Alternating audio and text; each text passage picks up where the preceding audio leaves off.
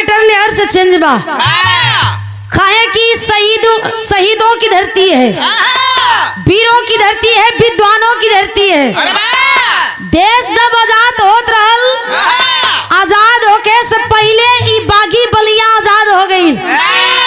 यही बागी बलिया के रहे वाला गढ़गौरा के वीर लोरिक भी रहलन, जिनकर दुनिया गथा आज गावेला। लेकिन कवि जी भूमिका में भाव देथवन कैसे भैया?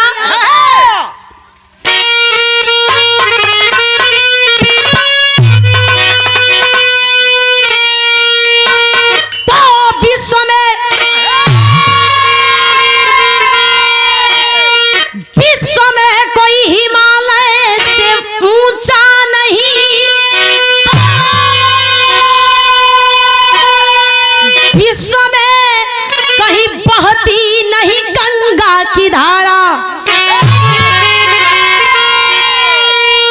विश्व का विश्व गुरु भव्य भारत मेरा, विश्व में विश्व विजयी तिरंगा हमारा। अरे वही है ये भारत जिससे हारा सिकंदर,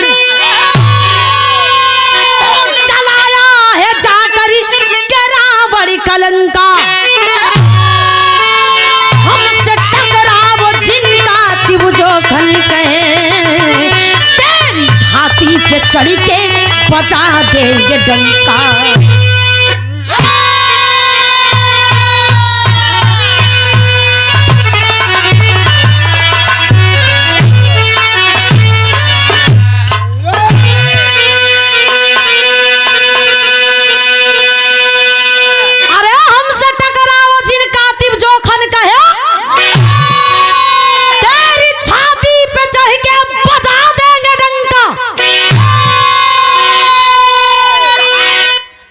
नाकाम कोशिश जितना करके कैला, लेकिन कब तक कश्मीर के मुद्दा लेके अपनौले रहबा?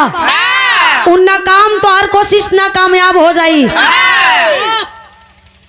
अगर एगो लकीर खींचल बा तो ओ लकीर के अगर अपना के बढ़े के बाद तो लकीर से आगे लकीर खींच के दिखावा, ना कि ओके मिटावल उचित बा। वही पर रहा। अगर बॉर्डर बांध गई रहो तो दायरे में रहो। हमरे देश के नौजवानन का वो हाल बा, असलहा लेके हथियार लेके दिन रात बॉर्डर पर मरत मिटत हुवन, दिन रात बॉर्डर पर मरत मिटत हुवन, लेकिन आजादी नहीं खे। काहे नहीं खे? कोनो चिड़िया के पंख के बांध के कहल जाओ कि उड़ तो वो आजादी बा? वो कौना काम के आजादी? उन्हन के जब मर्जी तब आवेला सन, छुरछुरिया छोड़ के चल जाला सन। दूगो एगो दूगो चार गो जब होला तब शहीद हो जी हमारे देश के जवान। लेकिन यार से आदेश जब ले ना जाई तब ले गोली नहीं खे चलावे के। गोली चल भी गई तो ओकर हिसाब देवे के बा। छोड़ देते मैं खेते चढ़ जाता। बिरहा में एक लाइन गजल का नमूना का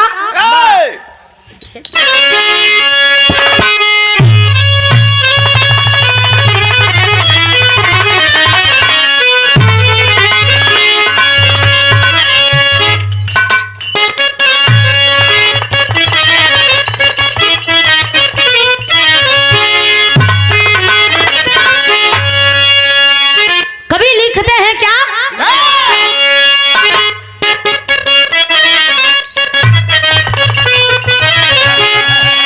हो जब से इनकी जवनियां चढ़ी है, कि जब से इनकी जवनियां चढ़ी है,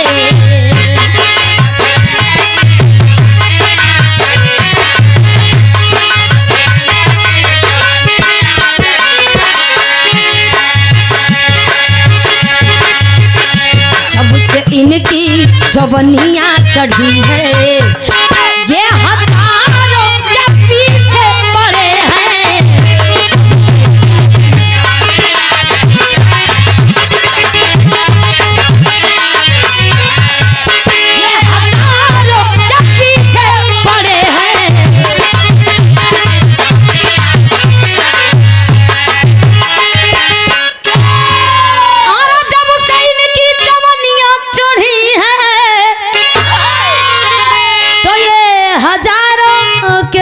पीछे पड़े हैं, इश्क में हो गए हैं ये पागल, इश्क में हो गए हैं ये पागल, ये कुंवारों का पीछे पड़े हैं, इश्क में हो गए हैं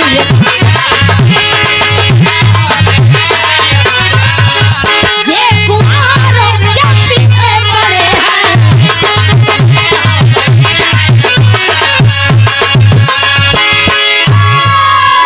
लेकिन केहू के केहू से प्यार बा त केहू के केहू से प्यार बा, केहू के ई वतन से प्यार बा, केहू के अपने ई बदन से प्यार बा, केहू के साली से प्यार बा। तू केकरा से कैले हुआ? हम तो वो नहीं से ना कहे बका ना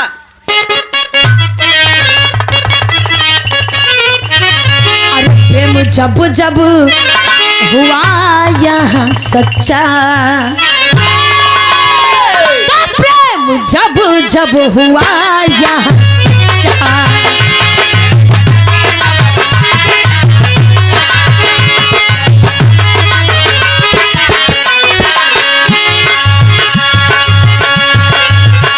प्रेम जब जब हुआ यहाँ सच्चा, तो जमाने को झुकना पड़ा है, जब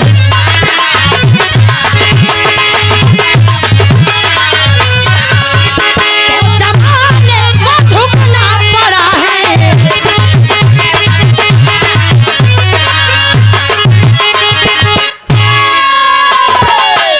तो प्रेम जब जब हुआ यहाँ सच्चा, तो जमाने को झुकना पड़ा है। आज आया है जब जब वतन पे, आज आया है जब जब वतन पे,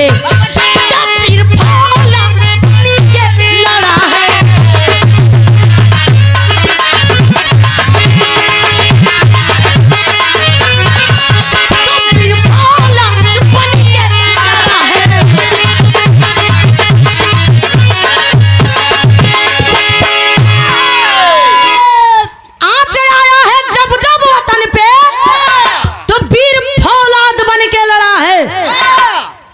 जब जब मान सम्मान पर बात आइल बा, वीर भले शहीद हो गए बड़न, हंस के फांसी को चूमना पसंद किए, लेकिन अपना पग पीछे नहीं हटाए।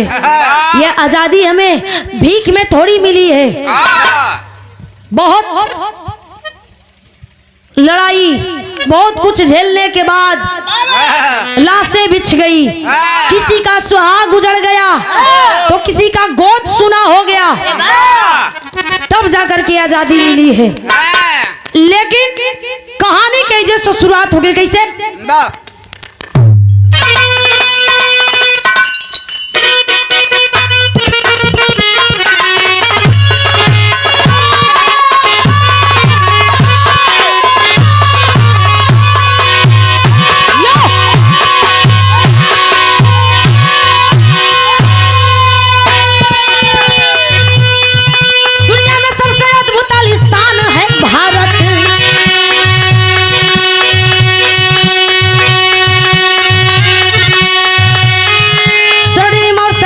महान है भारत,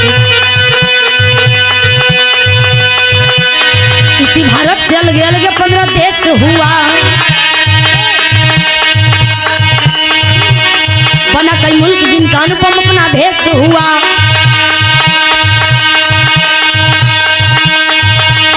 बच गया देश तो इससे है मुझको गम नहीं,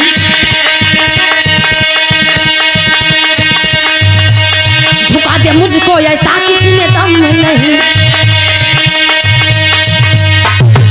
मुझे कश्मीर का कब तक तुम मनाओगे, मुझे कश्मीर का कब तक तुम मनाओगे, ठंडा भारत को सदा यही रहे।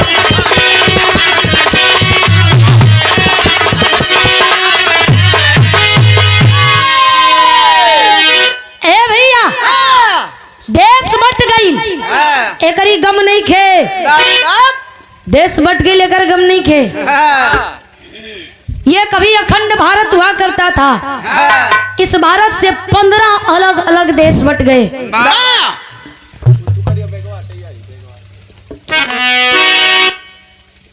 लूटने के लिए तमाम विदेशी आए, आर्य आए, डच आए, फ्रेंच आए, पुर्तगाली आए, मंगोली आए, अंग्रेज भी आए, अपने अपने तरीका से लुटलन।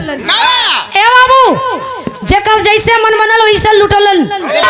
और तो और हमरे माई बहन का आबरू भी लुटलन। लेकिन बार हमरे देश के जवान बल बेदी पे चढ़ना पसंद किए। आखिर कब तक जुर्म सहते रहेंगे?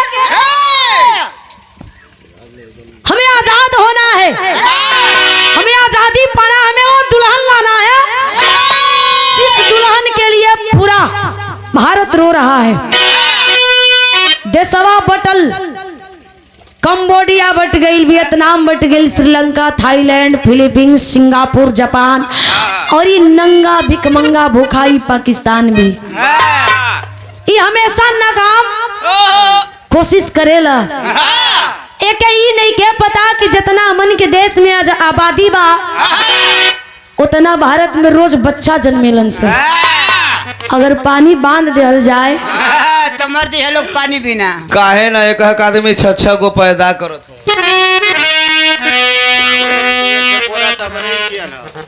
लेकिन साजिश रचत हुन का साजिश रचत हुन। बिरहा में बड़ी सुंदर गीत हमार सब इसे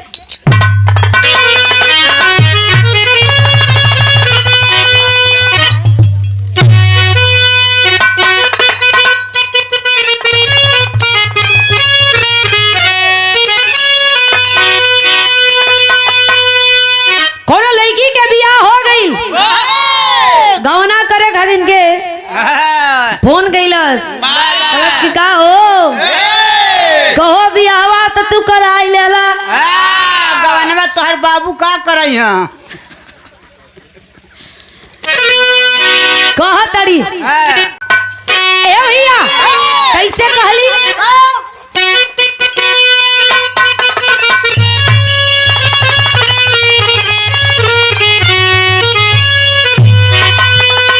अरे अंग अंग मद मातल दहिया,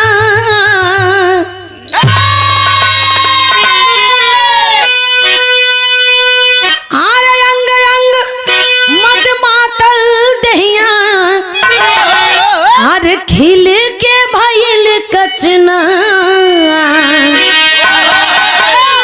भंवरा बन के आजा राजा, अरे रहिया जोही तोहार मोरे सजनवा हो, मोरे बलनुआ हो,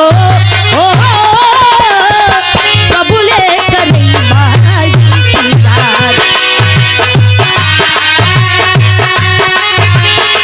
कबूले करी भाई इंतजार।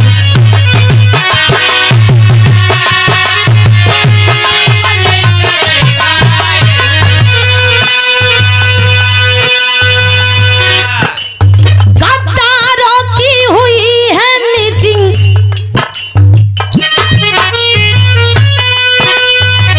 अरे यही पाकिस्तान दरमियान, बिना चुकावार के नहीं, अरे मनी है हिंदुस्तान, वीर जवानवा हो, वीर जवानवा हो, भारत में मचाई तूफान, भारत में मचा तूफान।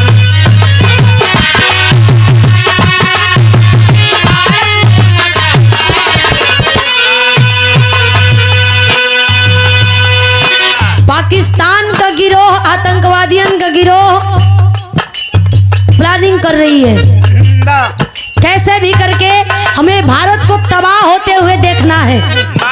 मेन मेन जगहों को अपनाना है जिससे कि आम जनता तो मरे लेकिन जो अच्छे अच्छे लीडर हैं उनको निशाना साधा जा रहा है। कैसे?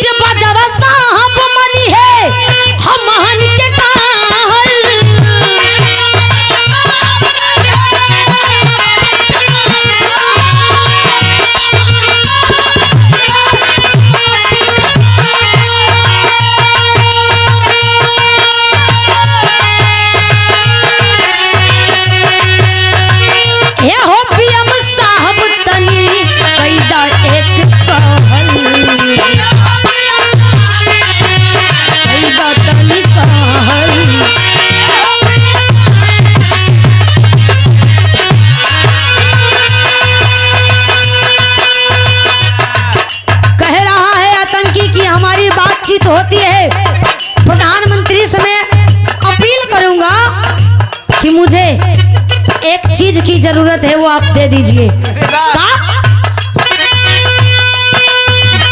परमाणु गौरी मिसाइल,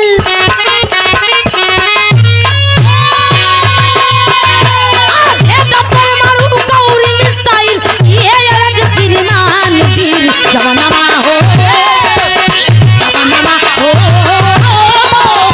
अपने मचाई दा तूफान।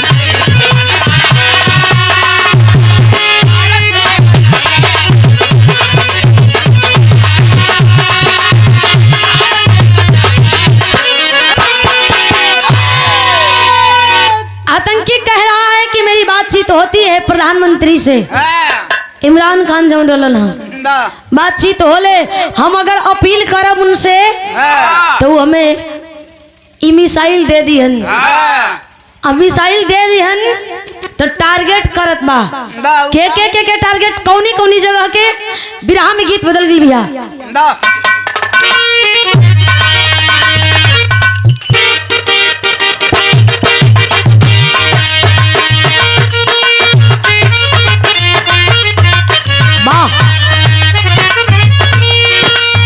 कोनो लड़की के बियाह हो गई, अपने ससुरा चल गई, ओकर मन से धू परेशान हो गई।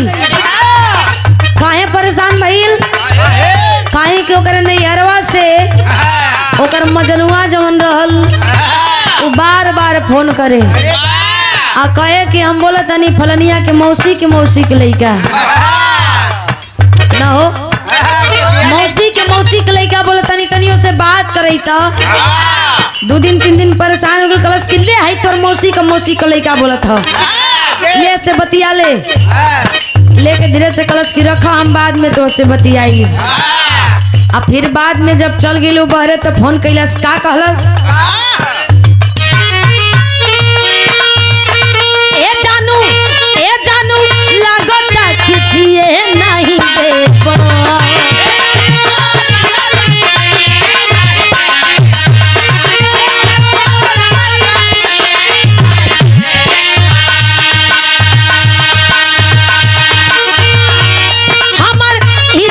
ससुर बन ले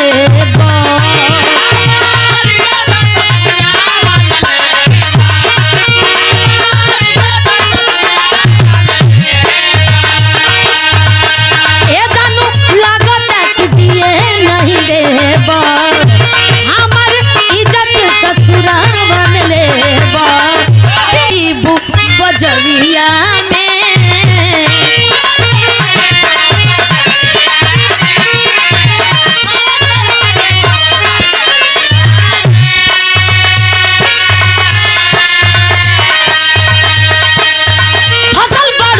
का नजरिया में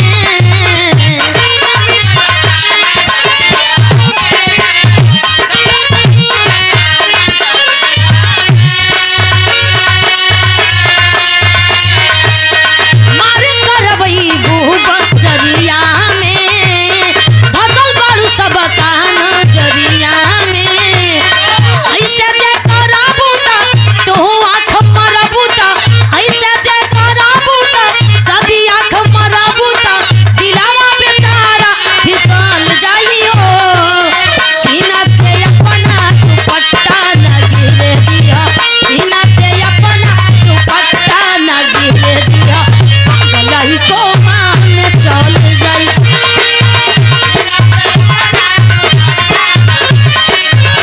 गलाई को मान चल जाई हो।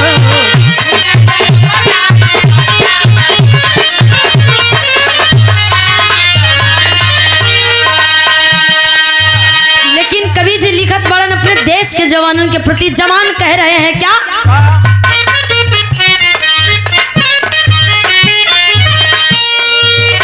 अरे धक चकर पाते जहनवा में, उड़ी जाइबा हमरो तूफानवा में।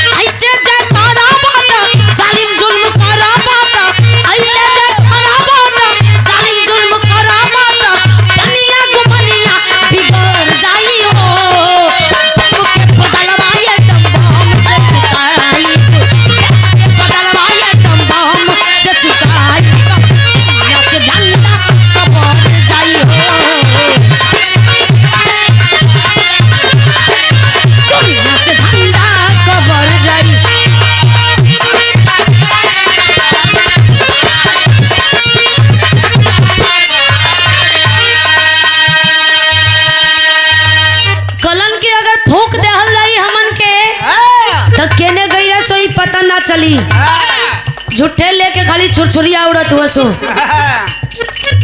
का कलन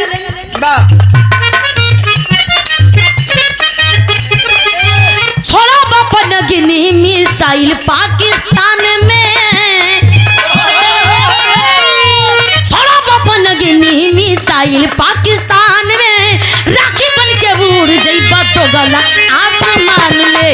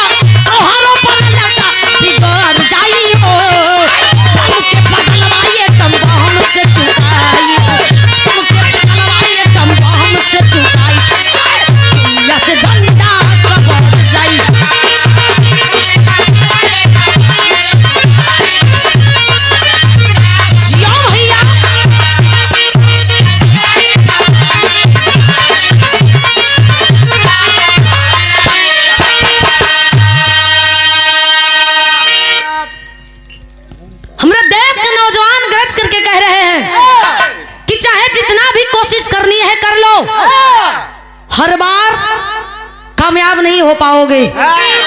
सख्त है हमारे देश के जवान।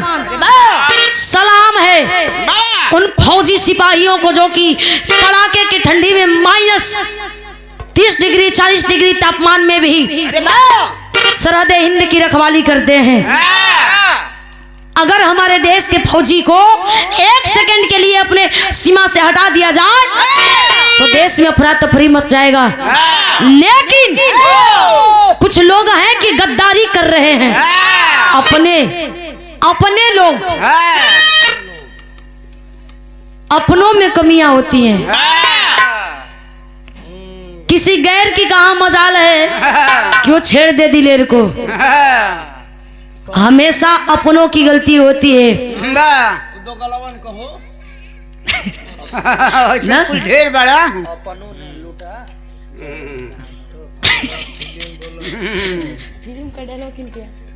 ए भैया आखिरकार जवान दुई थे। कवन जवान वन कहाँ के वन ये से शुरुआत में विराम में गीत बदल गिल का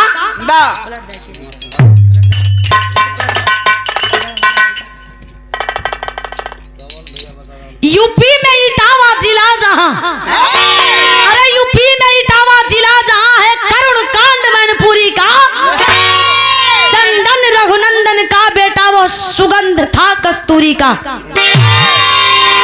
मीना देवी विधवा माता वह लाल को अपने पाली थी। था बदन गठीला रंग गोरा हनुमान के जैसा ढाली थी। सारा मिलल के कर वही इटावा जिला मैनपुरी जहाँ के माननीय नेताजी मुलायम सिंह जी नेताजी के सहारा मिला। दो को दोस्त हमन अरुण और चंदन। अरुण का पिता ये दुनिया में ना हुवन और चंदन का माई ये दुनिया में ना ही। दोनों लोगन के माई बाबू अपने अपने बेटवा के खान पान में प्यार दुलार में कोनो कमी ना करते हो। लेकिन दोनों दोस्त एक साथ रहना, एक साथ पढ़ना, एक साथ खेलना, एक साथ दौड़ना बचपन से। आज दौड़त दौड़त दौड़त सरहदे हिंद का सिपाही बन गया। दोनों जवान जब सिपाही बन गई नेताजी का हाथ रहल जकरे ऊपर उनके सरकार में के ना बहाल में हो गई। सब फौज में भर्ती हो गई। ए भैया खुला भर्ती रहल फौज में भर्ती हो गई। आज जब फौज में भर्ती हो गलन तो जब वर्दी कसत हुन जवान वर्दी कस के चलत हो तो एक बात कलन है सौगंध तिरंगा की माता है सौगंध तिरंगा की माता कसम मातृभूमि की खाता हूँ। आवाज नहीं वतन की गरिमा जाने देंगे हम सरहद ऊपर जाता हूँ।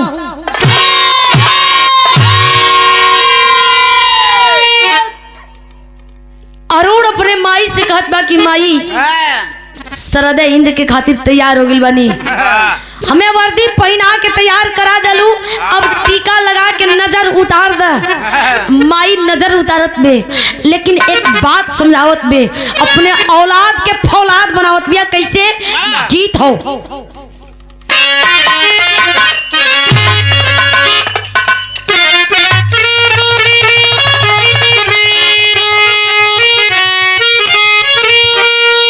अरे कमऊ है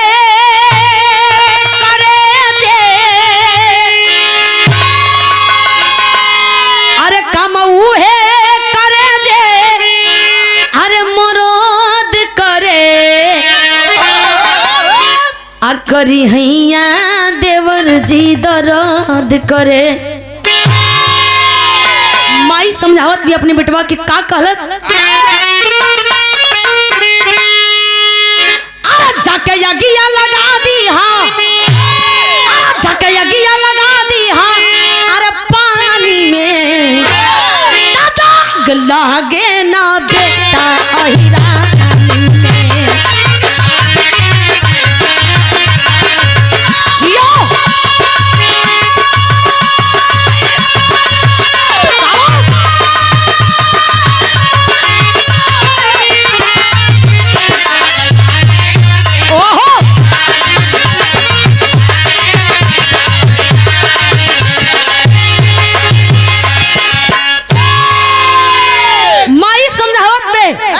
खलास की अगर सीना में गोली खा के आई बा, एगो आंसू का बूंद ना गिराई ना रहो।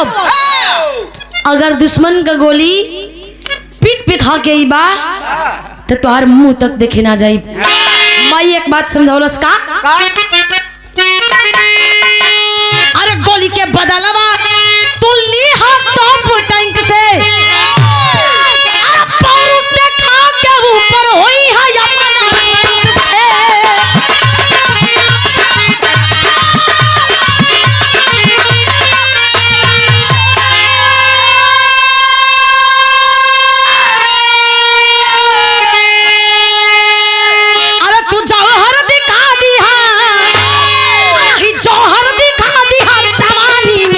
लागे ना बेटा।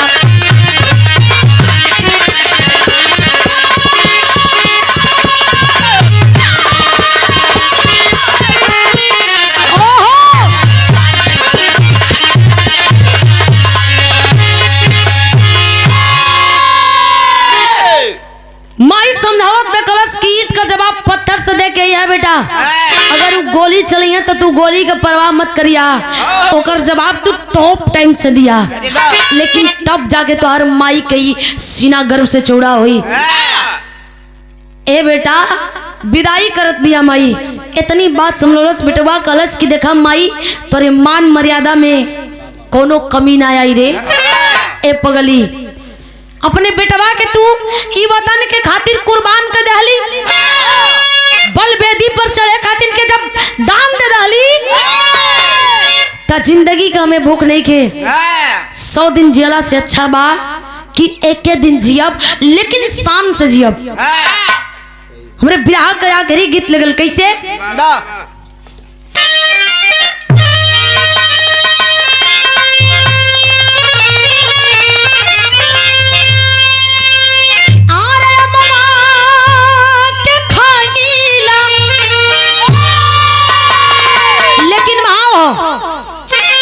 जवान सरहद हिंद पे गईलन वही बाघा बॉर्डर रजौरी। जब बॉर्डर पर तैनात हुवन ड्यूटी देहल गई। 2 दिन बीतल, तीसर के दिन घड़ी में जब 3 बजौलस पूरा बटालियन सो रहल बा। बंकर पर जाके लाइट लेके असलाह कस के पानी लेकर के वही बंकर पर जा करके ड्यूटी देते हुए दोनों जवान। जब ड्यूटी देते हुए चारों तरफ सन्नाटा छाया है, लेकिन पाकिस्तान के बॉर्डर से हलचल हो रही है। आखिरकार जब हलचल होके लगल, जवान असलाह कस करके चौकन्ना हो गए। दोनों जवान अपना अपना पोजीशन ले लिए। और जब पोजीशन ले लन आके बॉर्डरवा पर जोन तार खींचल बा, लाइनिंग जोन बा ओ कटैला तरवा के खच खच काटत हुन। आज जब काटत हुन तब जवान सोच गया कि हमारे देश में हमारे सीमा को क्रॉस करके आतंकवादी घुस रहा है। ए भैया चला देता है हथियार। जवान जब चला देता है हथियार तब भिड़ गईलन। कैसे भिड़लन?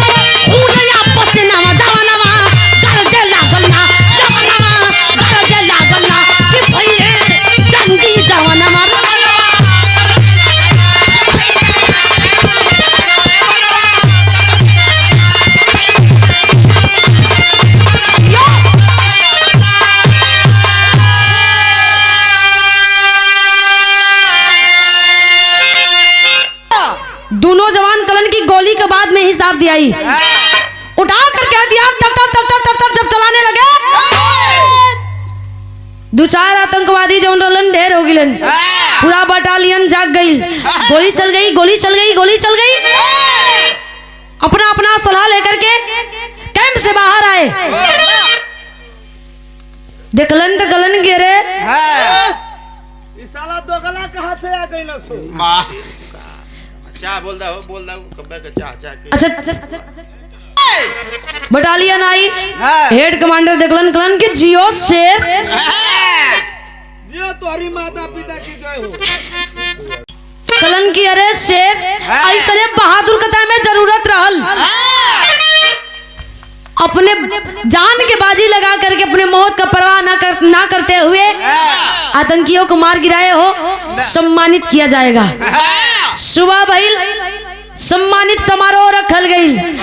चंदन और अरुण के दोनों वीर के मेडल दे करके सम्मानित किया गया। फिर उसी बॉर्डर पे ड्यूटी पे तैनात हो गए।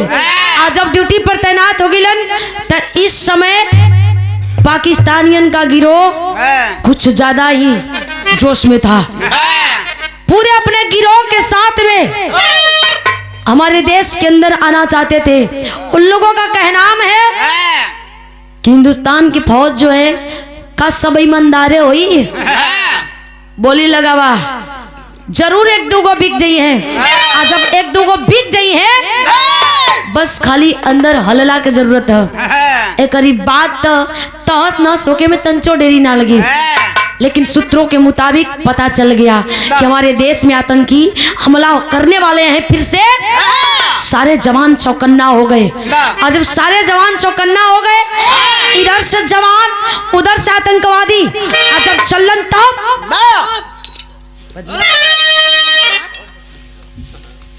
शैली में भाव का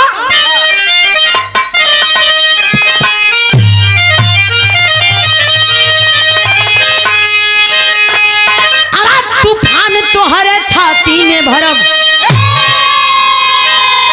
एगो बड़ा ला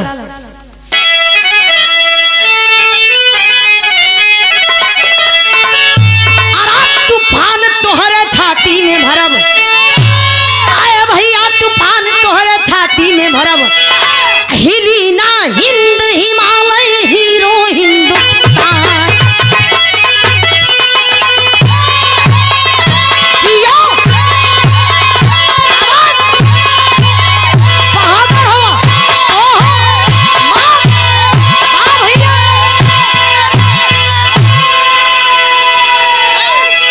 रह दा मर जाए यहाँ से।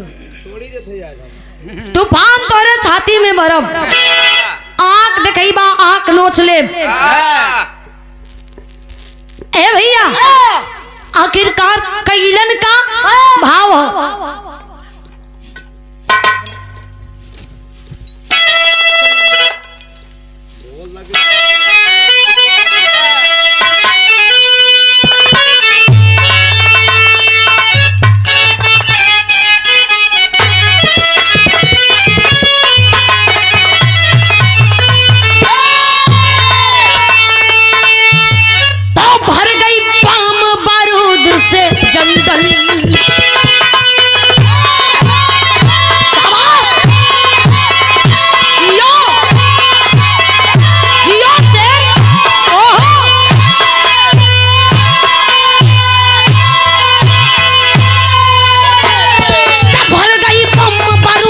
जंगल बारूद से जंगल और जमीनी अरे घुमनिया बस लागल या गिनिया ना।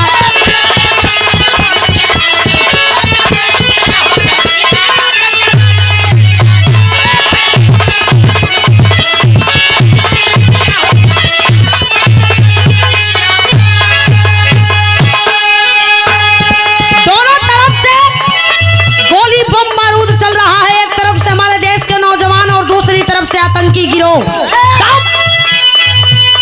हर खेल खून के होली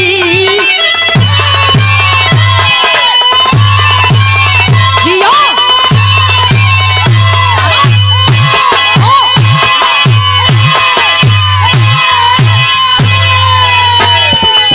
हर खेल खून के होली चले लागल दनादन गोली हो।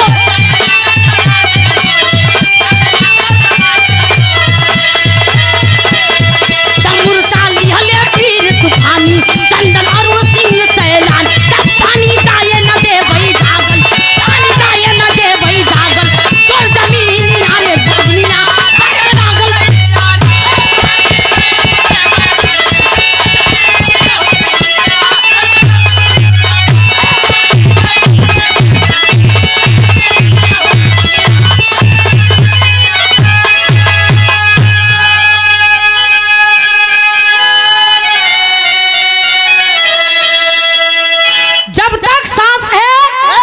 जब तक दम है तब तक लड़ेंगे।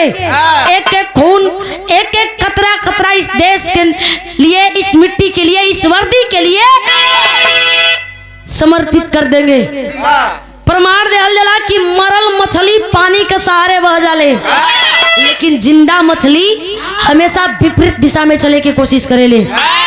ए भैया हमारे देश के जवान मारे गए उस मुठभेड़ में हमारे देश के जवान मारे गए।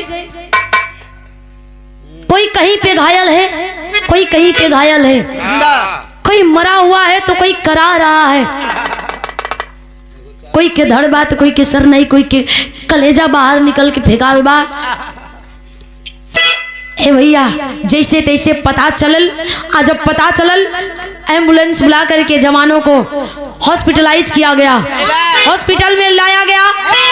सबके घर घर घर घर फोन गई आनंद फानन में सबके घरे फोन गई। जे भी फोनमा पर बात करे बस एक के बात सुने की मिले तुहार बेटवा तुहार पति तुहार भाई इस देश के खातिर शहीद हो गिलन इस देश के लिए शहीद हो गिलन। आई हो बाबू छतिया पर मुक्का मार के लोग रोवे पूरा देश गम के सागर में समा गई। पूरा देश जब गम के सागर में समा गई तो वही मुठभेड़ में चंदन और अरुण सिंह दोनों जवान अभी जिंदा है हॉस्पिटल में भर्ती है। आज जब भर्ती है तो आल्हा में बतावे पड़ल कैलन का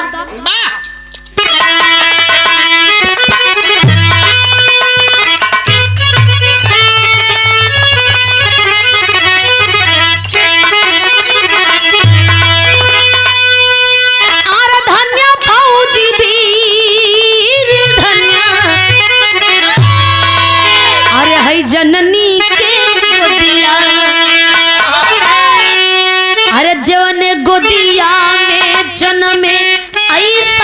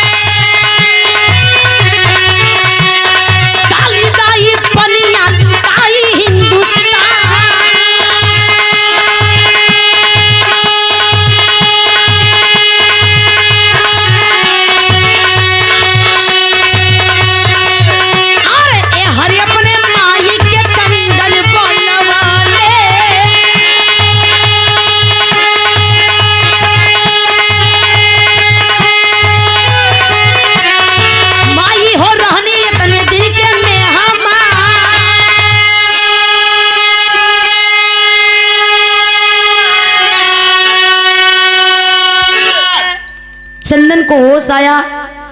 चंदन और अरुण दोनों अपने माता और अपने पिता को बुलाने का ख्यालात में अपने बड़े ऑफिसर से बोले कि सर हमें हमारी माई से मिला दीजिए, हमें हमारे पिताजी से मिला दीजिए। माई बाबू सुनलन आप पहुंचलन। जब माई बाबू पहुंचलन तब माई एक बात का कलस अरे कैसे जी है विधवा मतरिया लाल तोहारो।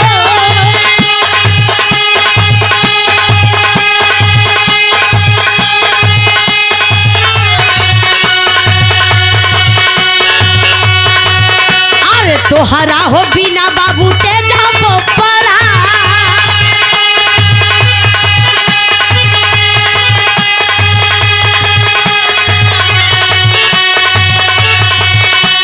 बेटावाया रूढ़ के आनंद सिंह देखा ले।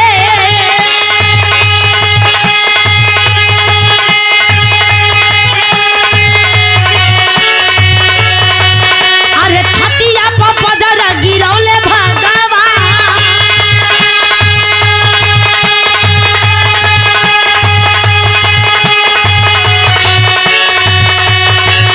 अरे पहुंचे रक्षा मंत्री जनरल साहब के सवार के।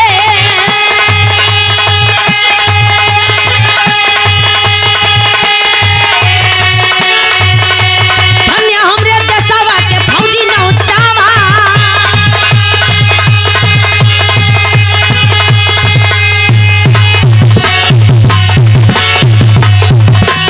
के जनरल साहब रक्षा मंत्री के सलामीना।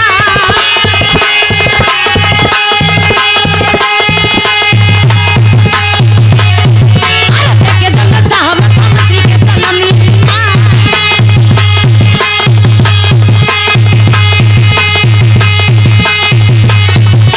देश के सब जुट देश हले परा।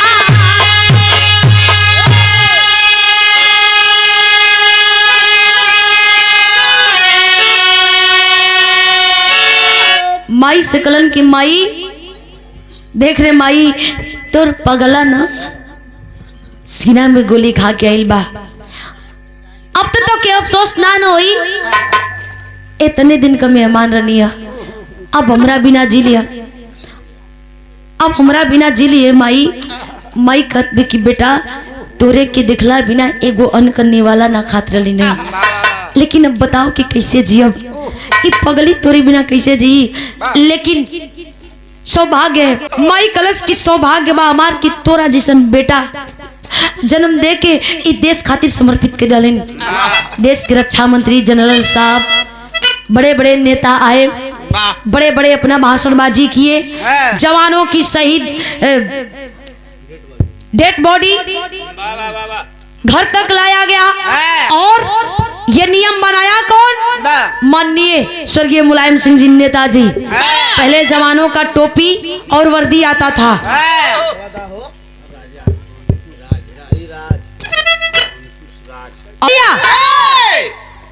माननीय नेताजी ऐलान किए अपने सरकार में कि नहीं जवानों का डेड बॉडी भी घर तक जाएगा।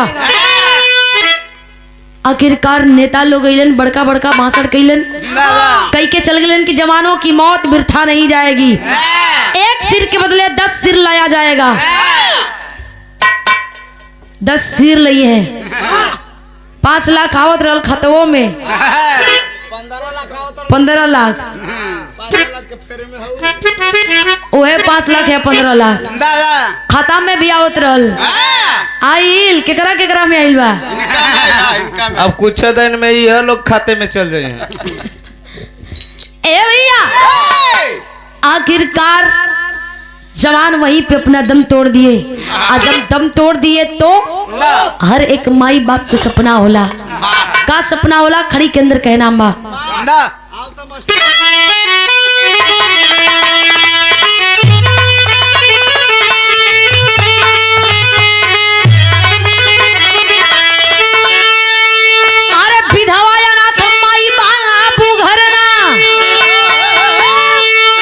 बढ़ जा भैया।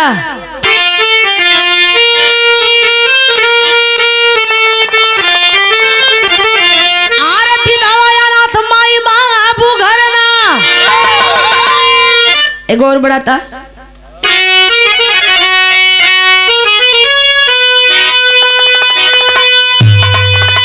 एगो और बड़ा।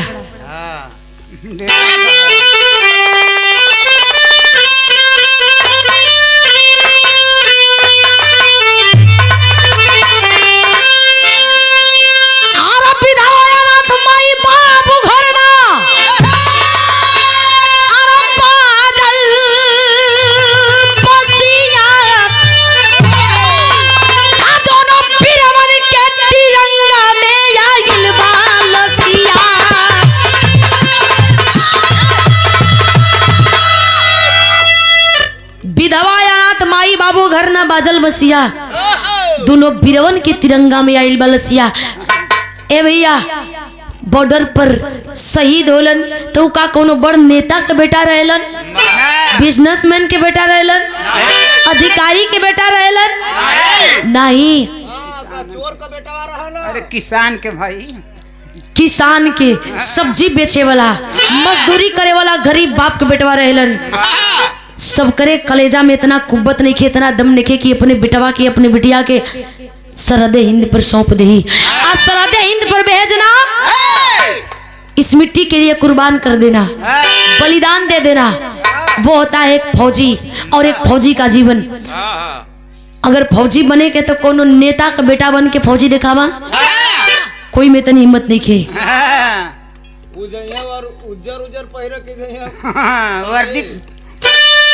लेकिन कभी जी एक लाइन बड़ा ऊंचा लिख लिन का,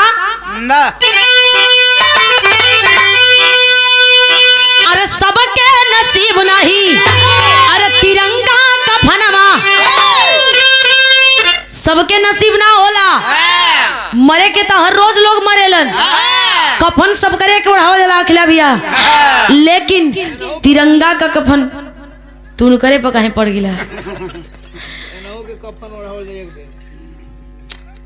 सब तो सब बाजू नहू के ले बीतला। कफन सबके ओढ़ावल जाला, लेकिन तिरंगा का कफन हो इस सब करे नसीब में ना होला। बड़ा जे पुण्य कइले रहेला वही के नसीब में होला। कैसे? अरे सबके नसीब नहीं तिरंगा का फनवा, अरे देश के सपूत जल गइले स्मशानवा, गम में जनमानस के सावन भादो, अरे पहली अखियां दोनों बिरवन के तिरंगा में आइल बा। जियो जियो जियो से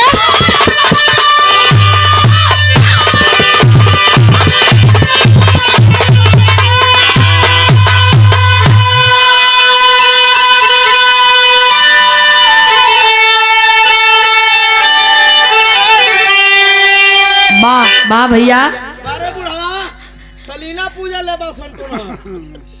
ऐसे होते हैं हमारे देश के नौजवान, हमारे देश के वीर सपूत, जिनके बदौलत आज हम और आप अमन चैन का सांस लेते हैं।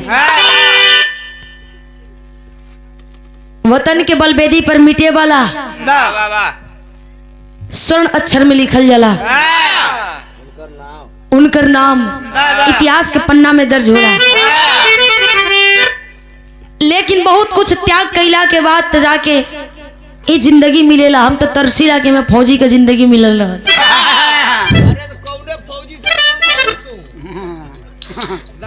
गोली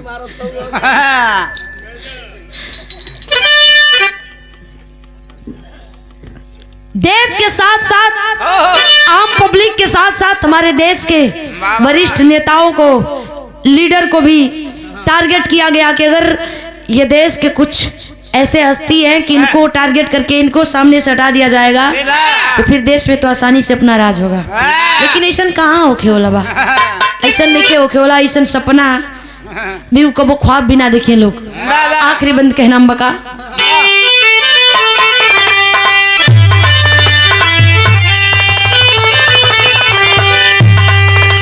अरे गुरु बिहारी पत्तू छे बस सुख नंदन अनमोल।